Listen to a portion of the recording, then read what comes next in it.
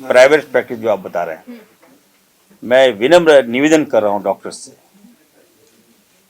कि देखिए सरकारी व्यवस्था को सुधारिए। आपको अगर प्राइवेट प्रैक्टिस ही करना है तो रिजाइन मार दीजिए, सत्समान चले जाइए, हम दूसरा डॉक्टर लाएंगे यहाँ पर।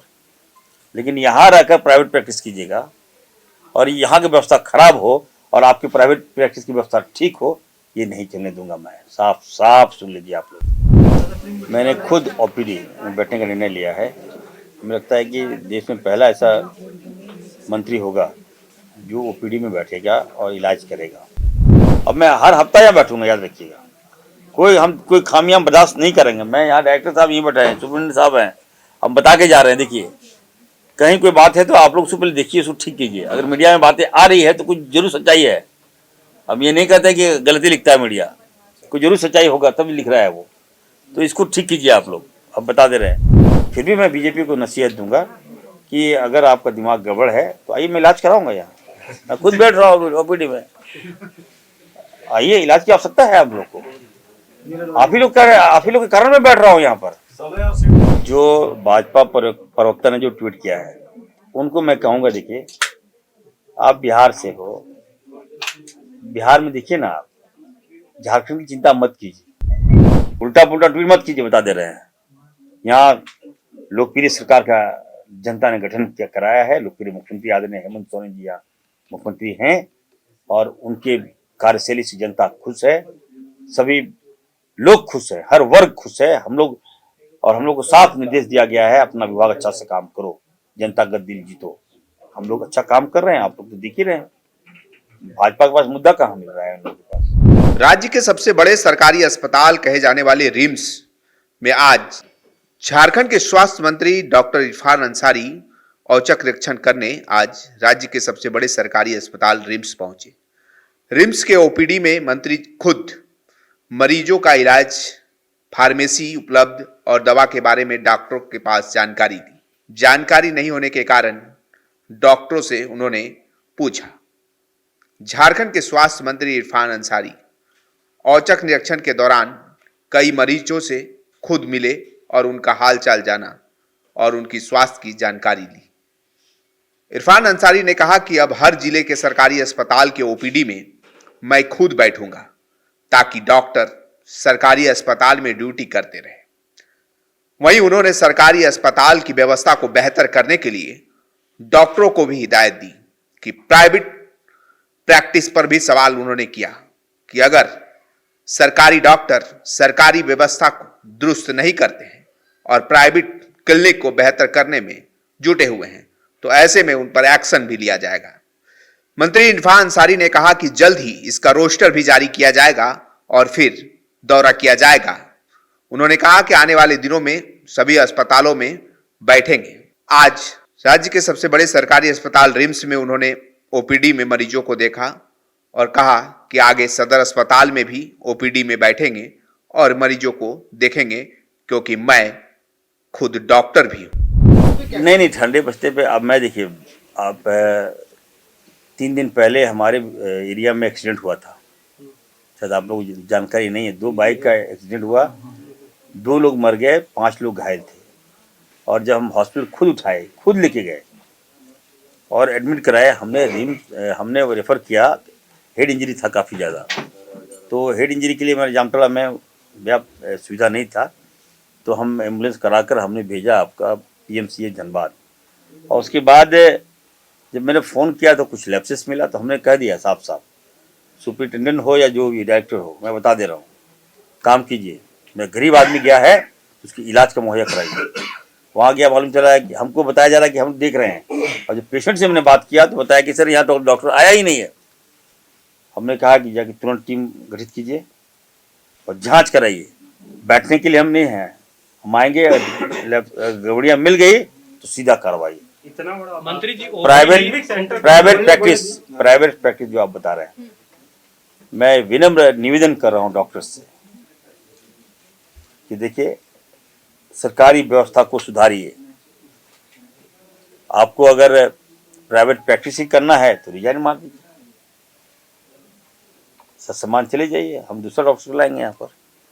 लेकिन यहाँ रहकर प्राइवेट प्रैक्टिस कीजिएगा और यहाँ की व्यवस्था खराब हो और आपकी प्राइवेट प्रैक्टिस की व्यवस्था ठीक हो, ये नहीं चलने दूंगा मैं। साफ साफ सुन लीजिए आप लोग, टू बी नोटेड। आप ही की बात पे आ रहा हूँ।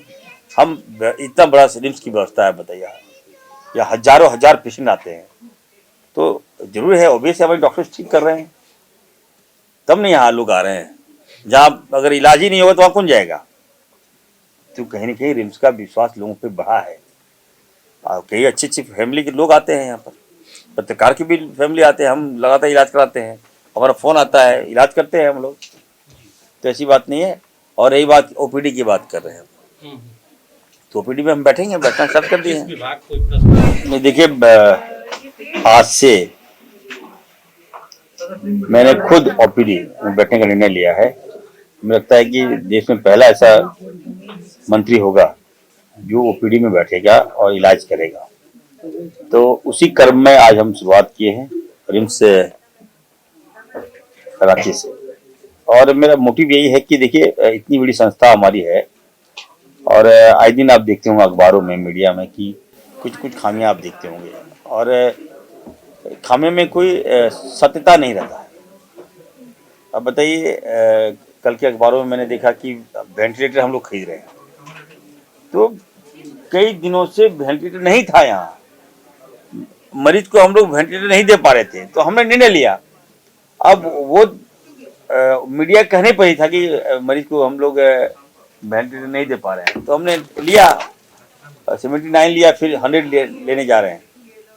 उसके बाद ये न्यूज को काट के लिखा दिया कि मैन पावर नहीं है। तो यहाँ पर कुछ लोग हैं जो आउटसोर्सिंग के माध्यम से, जो लोग नेगेटिव फीडबैक देके न्यूज छपवा देते हैं, उनसे मेरा आग्रह होगा कि इस संस्था को ठीक करना है। देखिए, अब हजारों मरीज हैं यहाँ, सब उम्मीद से आता है कि हमारा इलाज यहाँ पे हो, अच्छी व्यवस्था हम लोग दें, और सारे लोग लगे हैं, सारे डॉक्टर्स लगे हैं, टीम लगी है। आज से तो मैं भी लग गया हूँ, अब मैं हर हफ्ता यहाँ बैठूंगा, याद रखिएगा। कोई खामियां बर्दाश्त नहीं करेंगे। मैं यहाँ डायरेक्टर साहब यहीं बैठे हैं, सुप्रिंटेंडेंट साहब हैं, हम बता के जा रहे हैं। देखिए, कहीं कोई बात है तो आप लोग उसको पहले देखिए, उसको ठीक कीजिए। अगर मीडिया में बातें आ रही है तो कुछ जरूर सच्चाई है।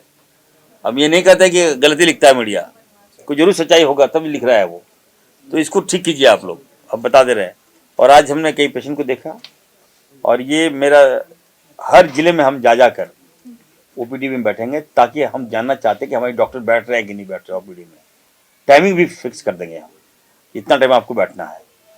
आज तो मॉर्निंग में आए, आप लोग कैसे मालूम चल गया, आई डोंट नो। हम शाम में भी बैठेंगे, ताकि यहाँ के डॉक्टर प्राइवेट अगर प्रैक्टिस करते मिल गए हमको तो उसका खैर नहीं। जब मैं सिस्टम चला रहा हूँ, हेल्थ विभाग मैं देख रहा हूँ, जो डॉक्टर्स यहाँ काम कर रहे हैं उनको मैं पेमेंट दे रहा हूँ, सम्मान मिल रहा है, उसके बाद भी अगर आप प्राइवेट प्रैक्टिस कर रहे हैं और विभाग की छवि खराब हो रही है, सरकारी व्यवस्था में इलाज खराब हो रहा है, अब आप खुद प्राइवेट हॉस्पिटल में वहाँ इलाज करें, वो व्यवस्था ठीक हो रही है, ये नहीं चलने दूंगा। यहाँ पे क्या हो रहा है कि कुछ कंपनियां है ना, ये काम नहीं करती है, ठीक, आउटसोर्सिंग के माध्यम से काम नहीं करती है, और अगर उसको फटकार लगाइएगा तो दे गो टू कोर्ट, कोर्ट से वहां से विभाग के खिलाफ में, मंत्री के खिलाफ में न्यूज आ जाता है और कोर्ट संज्ञान लेता है। उसके बाद क्या होता है कि उसको स्टे मिल जाता है, और जिसके कारण देखिए, जो आउटसोर्सिंग कंपनियां काम कर रही है वो डिबार हमने किया है, ब्लैक लिस्टेड है, लेकिन कोर्ट से स्टे है। तो जैसे स्टे खत्म होगा, हम लोग जीबी में भी मैंने निर्णय लिया है, जीबी में हम लोग प्रस्ताव लिए हैं कि जो फ्रॉड है, जो सातिर है, जो चालाकी से काम कर रहा है, वो नहीं चलने दूंगा। कोर्ट का स्टे है, हम कोर्ट का अवहेलना नहीं करते हैं, हमारे लॉयर लगेंगे, और जैसे ही कोर्ट का मामला खत्म होगा हम लोग नई आउटसोर्सिंग लाएंगे। और जितनी भी बहालियां हैं, आप जो बता रहे हैं, जितनी वैकेंसियां रिक्त है, हम पूरा आंकड़ा मंगवाए हैं, किस विभाग में, सर्जरी में कितना खाली है, ओपीडी मेडिसिन में कितना, न्यूरो में कितना है, ऑर्थो में कितना है, तो सारा डिपार्टमेंट का जितना मैन पावर की कमी है वो हम आकलन करके हम सब की बहाली जल्दी करेंगे। एम्बुलेंस जो सेवा चल रही है पूर्व से चली आ रही है, तो जो एम्बुलेंस है वो कंडीशन सही नहीं है। हमें भी खराब लगता है कि रास्ते में देखता हूँ कि एम्बुलेंस पड़ा है। जब मैं खुद उतरता हूँ देखता हूँ कि इतना खराब कंडीशन में है। एक एक एम्बुलेंस बताइए 8-8 लाख किलोमीटर चला है, आप सोचिए आप। तो हम लोग ले रहे हैं नया एम्बुलेंस, 208 एम्बुलेंस हम लेने जा रहे हैं। बहुत जल्द प्रोसेस में है, प्रक्रिया में है और परचेज हो जाएगा। अच्छा एम्बुलेंस हम लोग देने जा रहे हैं। बड़ा एम्बुलेंस नहीं होगा, छोटा एम्बुलेंस होगा जो गांव तक भी पहुंच जाए। और हाईटेक गया था वो एम्बुलेंस खराब कर दिया गया था क्या?